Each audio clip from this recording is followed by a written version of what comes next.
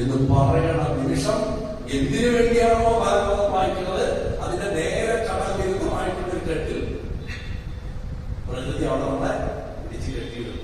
ഞാൻ വായിക്കും എന്ന് പറയണ നിമിഷം ഞാൻ സഹസ്രനാമം വായിക്കുന്നത് മുടക്കാറില്ല.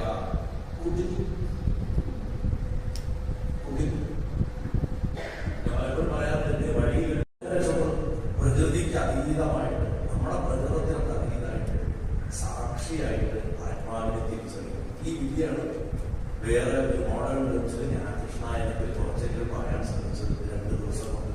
അതിൽ പ്രായോഗികമായിട്ട് അനവധി വിദ്യകൾ പറഞ്ഞിട്ട് നമ്മുടെ മെയിൻ കാര്യത്തിലേക്ക് വന്നിട്ടേ അപ്പൊ ഫലങ്ങളിൽ ആത്മാവിനെ തിരിച്ചറിയുക. സകല വസ്തുക്കളിൽ അവനവനിൽ ഇരിക്കുന്നതിനെ സാക്ഷിയാക്കി പ്രവർത്തിക്കുക. ഫലങ്ങളിൽ ഒന്നും മനസ്സ് വെക്കാതിരിക്കുക. എന്നാൽ ലോകത്തിൽ പ്രവർത്തിക്കുകയും ചെയ്യാം. ഒരു സ്ഥലത്ത് ചടഞ്ഞുകൂടിയിരിക്കുക എന്നുള്ളൊരു പരിപാടി വിവാരപ്പെട്ട വിലകൂലില്ല. സദാ പ്രവർത്തിച്ചുകൊണ്ടിരിക്കുക എന്നുള്ളത്. അങ്ങനെ വരുമ്പോഴാണ് യഥാർത്ഥ സ്വാതന്ത്ര്യം പഠിപ്പിച്ചു കൊടുക്കുക. സുഖാണെങ്കിലും ദുഃഖാണെങ്കിലും സമചിത്തമായിട്ടിരിക്കുക. സമചിത്തമായിട്ട് ഇരുന്ന് കഴിഞ്ഞാലേ സ്വാമി ആവുള്ളൂ. എന്തിനും സമമായി കാണുന്നവരാ സ്വാമി. നമ്മൾ വഴികൂടെ പോകാനുള്ള സ്വാമി. ഇത്രയും വലിയ ഡാറ്റ, ആ ഡാറ്റയുടെ ഡൗൺലോഡാണ് മനസ്സിലേക്ക് ഹൃദയത്തിൽ അദ്ദേഹം കണ്ടതും അനുഭവിച്ചതും ചോദ്യങ്ങൾ ചോദിച്ചതും ഉള്ള നിമിഷാർത്ഥത്തോടെ സംഭവിച്ചു. മുഹൂർത്തം തെറ്റാണ്ട് എത്തുന്നത്.